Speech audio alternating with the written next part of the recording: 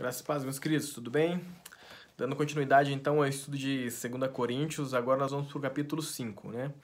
O capítulo 5, ele vai iniciar, bem dizer, continuando o que o capítulo 4, a partir do versículo 10, está dizendo. Então, o capítulo 4, a partir do versículo 10, e o capítulo 5, até o versículo 10, na verdade, estão falando sobre o mesmo assunto, né? Se você perceber ali, se você ler ele por completo, você vai perceber que eles estão falando do mesmo assunto. Que assunto é esse? É a morte do corpo e a ressurreição em Cristo. E o nosso corpo, o nosso novo corpo celestial, né? O primeiro versículo vai falar a respeito de nossa casa terrestre, esse tabernáculo, né? A nossa carne se desfizer, nós temos no céu uma casa feita por Deus, não por mãos humanas, mas eterna que está nos céus. Então, é isso que está dizendo o versículo 1. Ou seja, nós iremos morrer, o dia que nós morremos, nós temos o nosso corpo celeste. É isso que Paulo está querendo dizer. E aqui nesse versículo 1, eu queria destacar duas coisas. Quando Paulo fala tabernáculo, tabernáculo tem dois significados, né? Nesse versículo. Tabernáculo significa habitação de Deus, também significa habitação de Deus, né? A palavra vai dizer que nós somos templo do Espírito Santo. Então, tabernáculo pode significar esse tabernáculo, essa casa terrestre, essa habitação de Deus vai se desfazer? Pode-se dizer isso também. Mas eu também entendo, sim, quando ele fala tabernáculo, como algo mais frágil, como essa tenda, né? Não é algo não é algo feito de forma robusta, não é algo forte que aguenta pancada, mas a tenda é algo mais frágil, né? Pode passar uma criança, puxar um pedaço da madeira da tenda e essa tenda se desfazer, né? Então, eu entendo dessa forma, que a tenda ela não suporta a chuva, a tempestade, vento forte, né? Então, é isso que eu entendo. Por que eu entendo dessa forma? Porque quando ele fala da casa celestial, da nossa habitação celestial, ele não fala como tabernáculo, ele fala como edifício. Edifício já é algo feito com concreto, com tijolo, né? Que tem ferragens, né? Então, eu entendo dessa forma, que o dia que essa carne, esse corpo frágil se desfizer, nós teremos algo construído pelo próprio Senhor, que é muito mais robusto, muito mais forte do que essa que nós estamos vivendo hoje, né? Isso que eu entendo do primeiro versículo, essas duas posições, né? A respeito de, sim, nós somos habitação do Senhor, mas também somos frágeis como habitação do Senhor e teremos uma habitação, um edifício celestial. Amém? Versículo 2 vai dizer que esse tabernáculo, como eu disse, né, essa tenda, esse corpo frágil, ele geme, esperando ser revestido do corpo celestial. É isso que diz o versículo 2.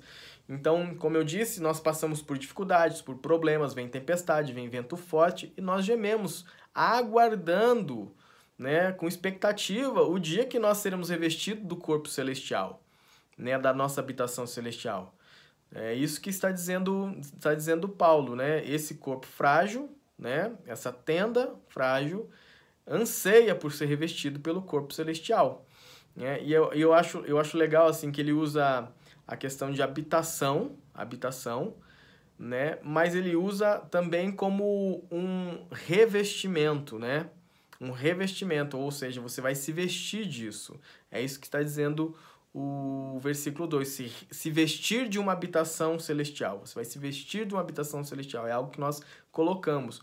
Eu entendo que talvez ele esteja dizendo que se essa casa se desfizer, é a nossa morte. Então, nós teremos quando nós ressurgirmos, quando nós ressuscitarmos, nós já teremos a nossa casa celestial, né? Mas também aqui, no versículo 2, talvez ele esteja falando da vinda do Senhor Jesus Cristo e aqueles que se encontrarem em vida. Estão gemendo nessa carne, mas serão revestidos de uma habitação celestial. É isso que eu entendo que ele está querendo dizer no versículo 2. O versículo 3 vai dizer o seguinte: se todavia fomos encontrados vestidos e não nus. Fica um pouco confuso você ler o versículo 1, 2 e ler o 3, né? Mas eu acredito que Paulo está falando a respeito, essa vestimenta que ele está falando a respeito, nesse versículo 3, não é a vestimenta de sermos revestidos de uma habitação celestial, mas eu acredito que essa vestimenta que Paulo está dizendo é a vestimenta da justiça de Deus através de Cristo Jesus. Nós receberemos um corpo celestial se nós estivermos vestidos da justiça de Jesus Cristo e não nus, ou não em pecado, não vivendo em pecado, mas vestido da justiça de Jesus Cristo. Eu acredito também que Paulo estava combatendo o ensinamento grego, né? Porque Coríntio era uma região habitada pelos gregos ali, então havia muitos filósofos, e havia um ensinamento grego que era o seguinte, que a alma ela era liberta quando o corpo morria. Ou seja, essa questão de alma penada, de o espírito vagando, é esse ensinamento grego, né? Que a alma encontrava liberdade a partir do momento que o corpo morria. E aqui talvez Paulo estivesse combatendo essa ideia, esse ensinamento, né? Porque o estar nu, nesse sentido, é que a alma foi liberta. E estar vestido é que o corpo ainda prende essa alma, né? Então é isso que talvez estivesse querendo ensinar também Paulo àquele povo, né? E se você for ler esse versículo na NVT, na Nova Versão Transformadora, ele vai te dar uma ideia diferente, não uma ideia diferente, mas na verdade vai te dar uma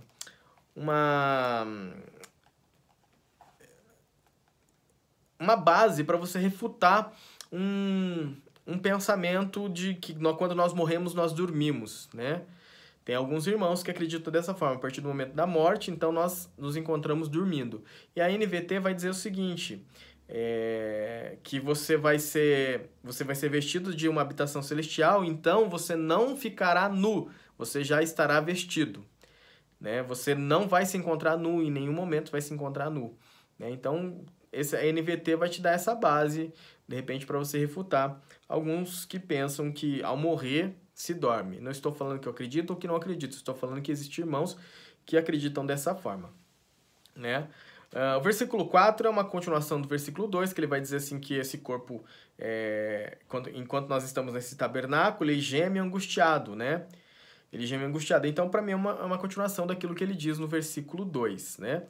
Porém, eu também acredito que aqui, nesse versículo 4, você vai perceber que o desejo de Paulo é não morrer. Ele não quer morrer. Quando ele diz assim, olha, não queremos ser despidos, eu não quero morrer, mas revestidos para que o mortal seja absorvido pela vida, né? Então, ele está mais ou menos dizendo assim, olha, eu não quero morrer, mas eu quero ser revestido. Eu não quero que esse tabernáculo se desfaça. Eu quero que ele seja revestido pela vida. Isso que é mortal, essa carne que caminha para a morte, né? A cada dia nós estamos mais perto da morte, nós vamos envelhecendo, nós vamos perdendo as nossas forças, então nós vamos caminhando para a morte. Então Paulo está dizendo isso, que ele não quer se despir desse tabernáculo, mas ele quer ser revestido de outro. Então eu percebo nesse texto, se você ler um pouquinho ele com um pouco mais de cuidado, você vai perceber que talvez o desejo de Paulo era estar vivo até a volta de Cristo.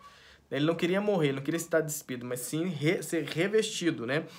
E essa frase no final ali do texto é maravilhosa, né?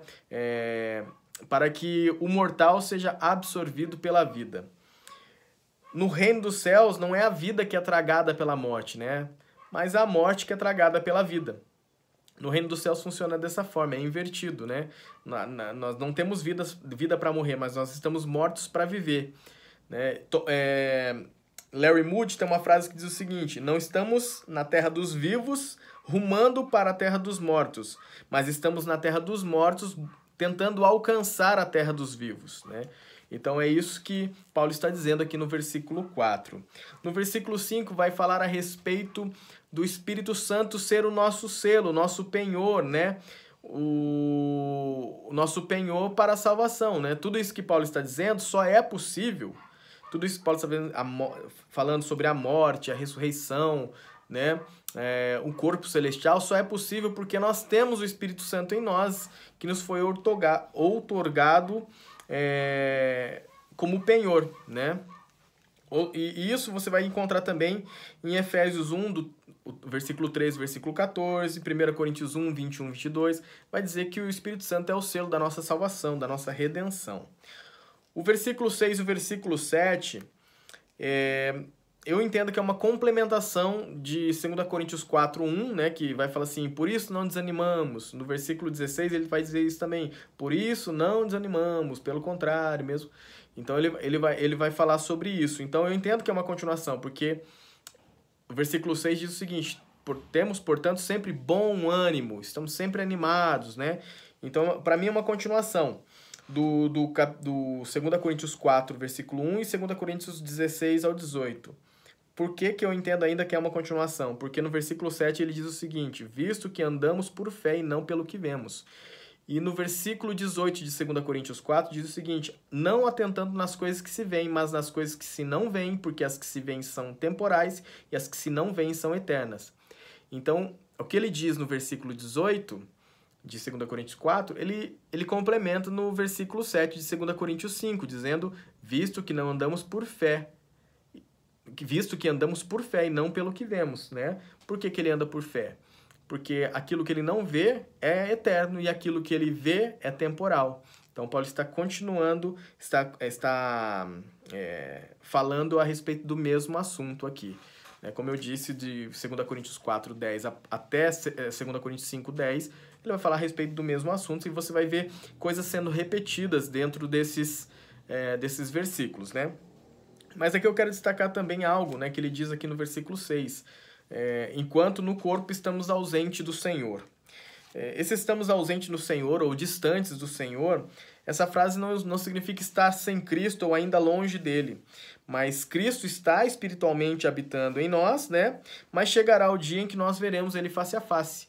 Então, ele habita hoje em nós espiritualmente, mas chegará o dia que nós veremos face a face. Por isso que Paulo coloca assim, estando hoje, estando ausente no Senhor ou distante no Senhor, dependendo da versão que você está lendo, né? Esse veremos face a face, nós veremos face a face, você pode encontrar em 1 Coríntios 13, versículo 12. O versículo 8 de 2 Coríntios, né, diz o seguinte, entretanto, estamos em plena confiança, preferindo deixar o corpo e habitar com o Senhor.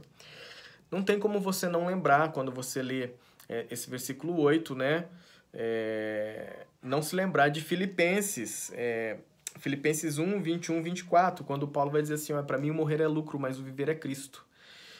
A vontade que ele tinha era de morrer e estar com o Senhor, mas era necessário que ele ficasse. Então, Paulo está repetindo isso, na verdade, aqui no versículo 8. Entretanto, estamos em plena confiança, preferindo deixar esse corpo e habitar com o Senhor. Aqui também eu entendo que é uma base para você refutar, né, também, né? Aqueles que creem que quando nós morremos, nós dormimos. Então, ele vai dizer assim, olha, eu prefiro morrer já estar com o Senhor, do que ficar nessa vida aqui lutando, né? Passando por dificuldades, tal, gemendo né? Essa carne esse corpo, esse tabernáculo está gemendo, angustiado, aguardando com expectativa o dia da volta de Cristo para sermos então revestidos da cidade, do corpo da habitação celestial. Então, eu entendo que quando você lê o versículo 8, você naturalmente se lembra de Filipenses 1, do 21 ao 24. Se vocês quiserem ler lá, vai dizer basicamente a mesma coisa. O versículo 9, o versículo 10 diz o seguinte, é por isso que também nos esforçamos, quer presentes, quer ausentes, para lhes sermos agradáveis. Porque importa que todos nós compareçamos perante o tribunal de Cristo, para que cada um receba segundo o bem ou o mal que tiver feito por meio do corpo, né? Mais uma vez, Paulo cita o ânimo, o esforçar, né? Porém, assim, olha, você deve se esforçar, só que aqui ele está falando para sermos agradáveis a Deus, né? Para agradarmos o Senhor. Você anima, você se esforça para você agradar o Senhor, né? E aí quando ele diz assim, quer ausente, quer presente, ou quer ausente, eu entendo que ele está dizendo que quer você esteja vivo, quer você esteja morto. Quer você esteja vivo no dia da redenção, da volta de Cristo, ou quer você esteja morto nesse dia. Que você vive uma vida se esforçando para agradar o Senhor. Porque ele vai voltar. E quando ele voltar, cada um vai receber a paga daquilo que plantou nessa terra, daquilo que semeou nesse corpo, né? Então é isso que está dizendo aqui no versículo 9 e o versículo 10, né? Teremos que nos apresentar diante do tribunal de Cristo para recebermos a paga de tudo que nós fizemos, de bom ou de mal, em vida. Né? Então é isso que ele está falando no versículo 9. Você busca agradar ao Senhor. Porque quer ele venha, você esteja vivo, quer ele venha, você esteja morto, você vai se apresentar diante de um tribunal do Senhor. E você vai receber a paga de tudo isso, né? E aqui eu quero ir um pouco mais longe, né? Nós iremos receber segundo o que tivermos feito por meio do corpo, né? Então o que eu entendo? O dom da graça de Deus, ele não anula e não nos libera da fiel obediência, né? Alguns falam a respeito da hipergraça, né? Se a graça te alcançou, você então foi alcançado pelo Senhor, tal. Legal, ok, bacana, nós somos alcançados pelo Senhor. Mas Romanos 3,31 vai dizer o seguinte: anulamos a lei pela fé? Ele mesmo vai responder, Paulo, né? Vai responder, não, de maneira nenhuma, antes confirmamos a lei. Ou seja, se você recebeu a graça e você tem fé agora em Cristo Jesus, você anula a lei? Não, você vai confirmar ela. Por quê? Não porque você vai cumprir a lei buscando salvação, porque você já está salvo, mas você busca a lei em obediência a Deus, por amor ao Senhor. Né? Por quê? Porque também você sabe que, pela fé, você sabe que você vai receber a paga de tudo que você fizer nessa vida, né?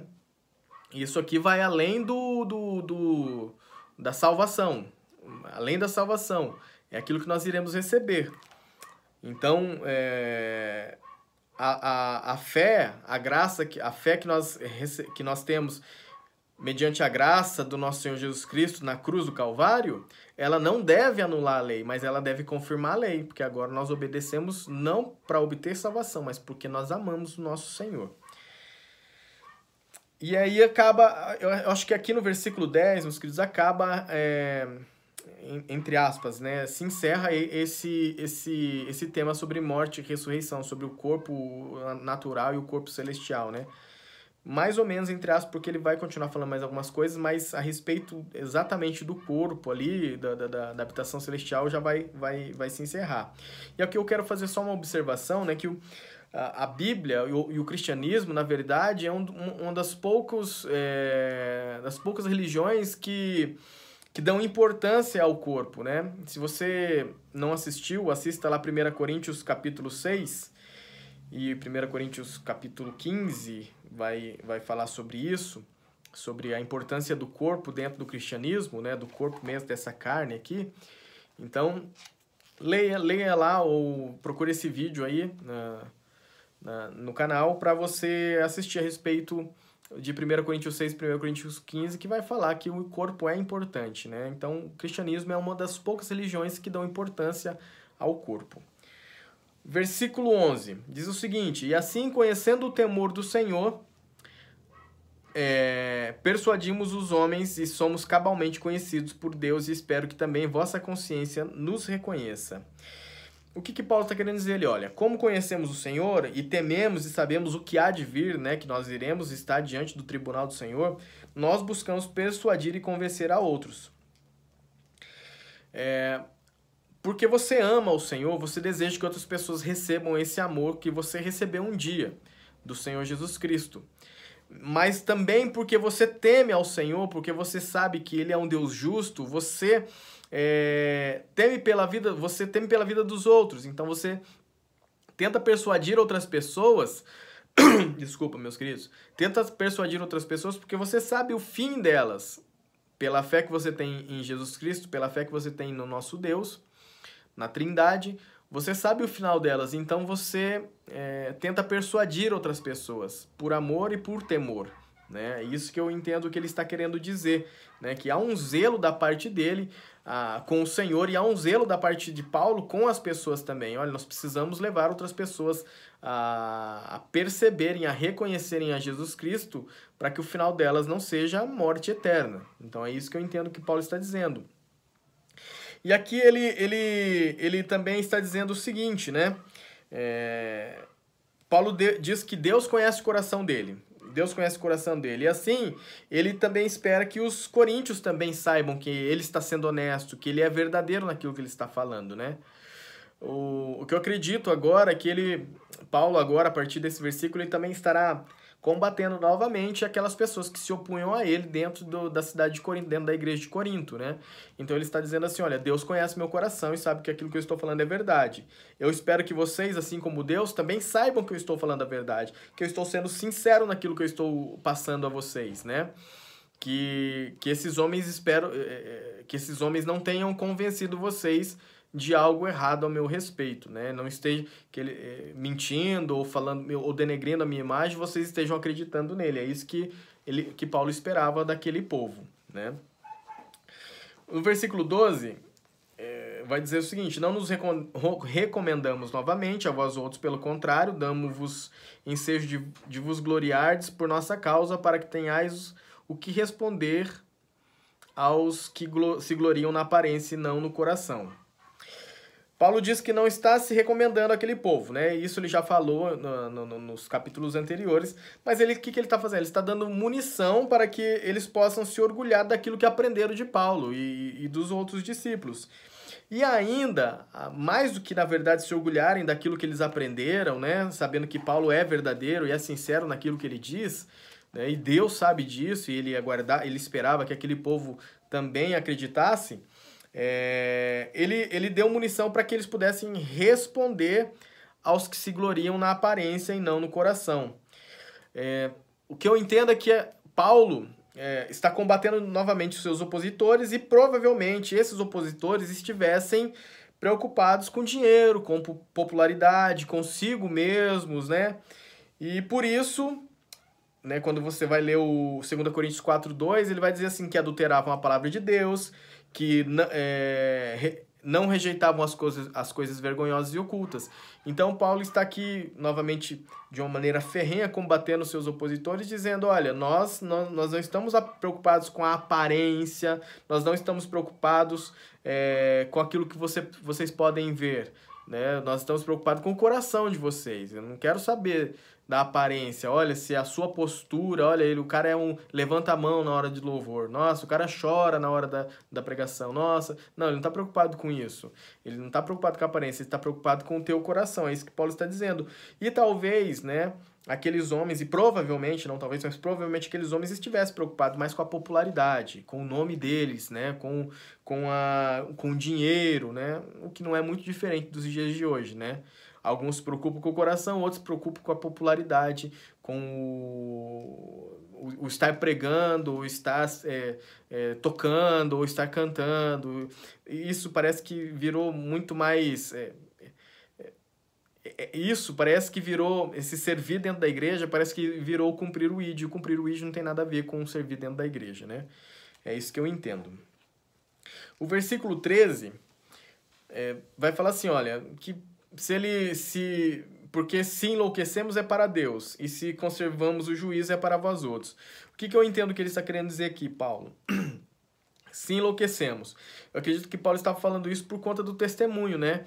Paulo, ele teve uma experiência com Cristo ressurreto, o Cristo que ressurgiu, né? Então, ele contando essa história, quando nós contamos nosso testemunho, Deus falou comigo, porque eu entendi Deus falando isso, porque eu entendi Jesus falando isso. Cara, vai parecer loucura quando nós contamos isso para as pessoas. Então, nós parecemos loucos por causa de Deus, né? E também, em 1 Coríntios 1:18, vai dizer que Cristo e o Evangelho é loucura para os homens. O Evangelho de Cristo é loucura para os homens. Então, isso é loucura para eles. Falar que, cara, um homem há 2000 anos atrás morreu por causa do meu pecado de hoje, isso é loucura para eles. É difícil de compreender, é difícil de entender isso, né?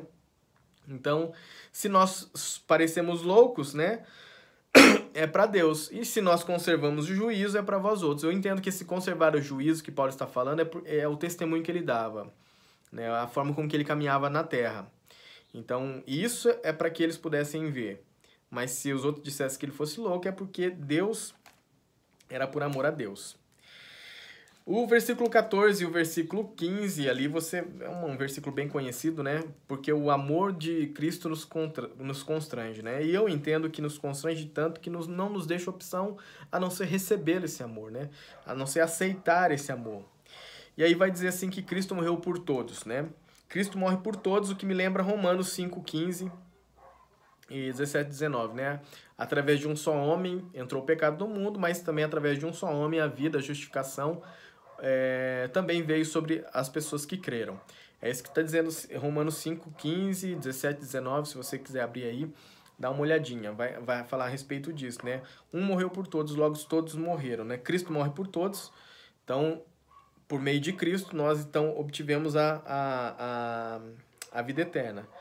E se a forma de Cristo, continuando ali, né? Ele morreu por todos, para os que vivem não vivam mais para si mesmo, mas para aquele que por eles morreu e ressuscitou.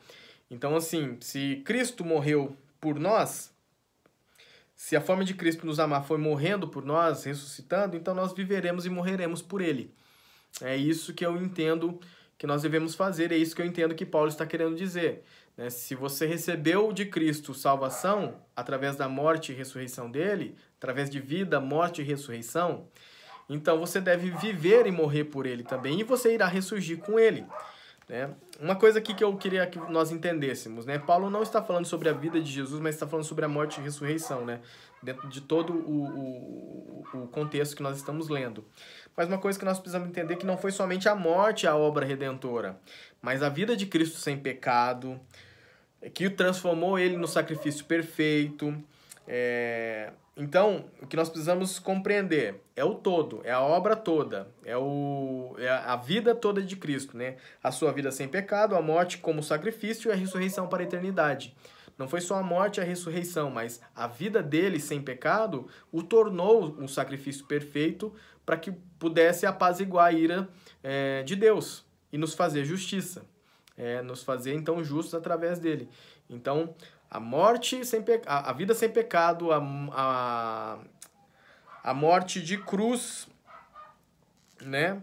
E a ressurreição para a eternidade, tudo isso faz parte do pacote do Senhor Deus, por meio de Jesus Cristo para as nossas vidas, né? E é isso que o versículo 14, versículo 15 também está dizendo, né? Então, se ele morreu por nós, então nós morreremos por ele também. E aqui talvez seja aqui só uma observação, né? Talvez seja ali uma resposta à predestinação, não sei, né? Porque ele diz assim que Cristo morreu por todos, para os que vivem, não vivam mais para si. Ou seja, ele morreu por todos, mas somente uma parcela dos que vivem, daqueles que entenderam esse projeto, esse caminho, né? Ou daqueles que... Opa, queimou uma luz aqui, meus queridos. Daqueles que entenderam essa obra redentora de Cristo, vivam então para ele também. Amém? Só um parênteses, né, a respeito de predestinação. Versículo 16, né, diz o seguinte: assim que nós daqui por diante a ninguém conhecemos segundo a carne, e se antes conhecemos Cristo segundo a carne, já agora não o conhecemos deste modo. O que eu entendo do versículo 16 é que não devemos avaliar as pessoas sob a perspectiva terrena, né? A gente sempre olha para uma pessoa, pô, esse cara não merece, pô, esse cara aí não vale nada, ou essa mulher é isso, ou esse cara é isso, aquela menina é isso, também, olha só, olha a vida que ela leva. Então, é isso que eu entendo que o versículo 16 está falando. Se nós recebemos vida e nós nem merecíamos essa vida eterna, nós não podemos avaliar as pessoas sob uma perspectiva terrena, mas sob uma perspectiva celestial. Da mesma forma que Deus nos amou, Deus amou também essa vida. Então, o que nós devemos olhar para ela é com um olhar de compaixão, com um olhar de empatia, com um olhar de amor. E aqui eu entendo que Paulo está dizendo assim, ó, eu olhei para Cristo dessa forma, por isso perseguia os cristãos, por isso perseguia o povo dele, mas hoje já não enxergo dessa forma, quando ele diz assim, olha, se antes conhecemos a Cristo segundo a carne, já agora não o conhecemos deste modo. Né? Então, se antes eu olhava para Cristo dessa forma, né, com olhar, uma perspectiva terrena, hoje eu já não olho mais, porque eu recebi uma visão celestial de Jesus Cristo. Então agora eu olho ele sob uma perspectiva celestial, bem como olho para as pessoas sob essa mesma perspectiva celestial. No versículo 17, se alguém está em Cristo, é nova criatura, as coisas antigas já passaram, eis que se fizeram novas. Aqui algo que eu gosto de enfatizar, se alguém está em Cristo e não na igreja, né? Você pode viver a vida toda na igreja, servir na igreja, pregar na igreja, cantar na igreja, casar na igreja, batizar na igreja e ainda assim acordar no inferno, né? Tem um pastor norte-americano, eu não vou lembrar o nome dele, Mark Driscoll, ele diz isso. Né? Você pode viver a vida toda na igreja assim, e ainda assim acordar no inferno. Então, se alguém está em Cristo e não na igreja, é nova criatura, as coisas velhas já passaram, eis que se fizeram novas. Apocalipse 2 vai falar sobre isso, né? Se você ler Apocalipse 2, vai falar sobre a igreja de Éfeso, né? E como ela era... Eu vou abrir aqui para vocês porque eu gosto muito dessa passagem. E como essa igreja era ativa. Apocalipse 2 vai dizer o seguinte, a respeito de estar em Cristo e não na igreja, né? 2. Ao anjo da igreja em Éfeso escreve: essas coisas diz aquele que conserva na mão direita as 7 estrelas e que anda no meio dos 7 candeeiros de ouro. Conheço as tuas obras, tanto o teu labor como a tua perseverança, e como podes e que não podes suportar homens maus, e que puseste a prova os que a si mesmos se declaram apóstolos e não são, e os achaste mentirosos, e tens perseverança e suportaste provas por causa do meu nome, e não te deixaste esmorecer. Tenho, porém, contra ti que abandonaste o teu primeiro amor. Lembra-te, pois, de onde caíste, arrepende-te e volta à prática das primeiras obras, se não venho a ti, moverei do seu lugar o teu candeeiro, caso não te arrependas. Então, o que eu percebo, assim, que essa igreja, a igreja de Éfeso, era uma igreja extremamente ativa, que tinha uma agenda semanal bem recheada, pessoas que liam a palavra, que colocavam, que provavam aqueles que se diziam apóstolos e não eram, né, que perseveravam, que suportavam provas por causa do nome do Senhor. Estavam na igreja, serviam na igreja, pregavam, cantavam, tinha culto de mulher, tinha culto de homem, tinha culto de adolescente, culto de criança e culto de jovens, e ajudava e fazia trabalho com ação social e tal. Porém, haviam abandonado, preste atenção nisso, meus queridos, haviam abandonado o primeiro amor. A Bíblia não vai falar assim que o primeiro amor se esfriou, o amor se esfriou.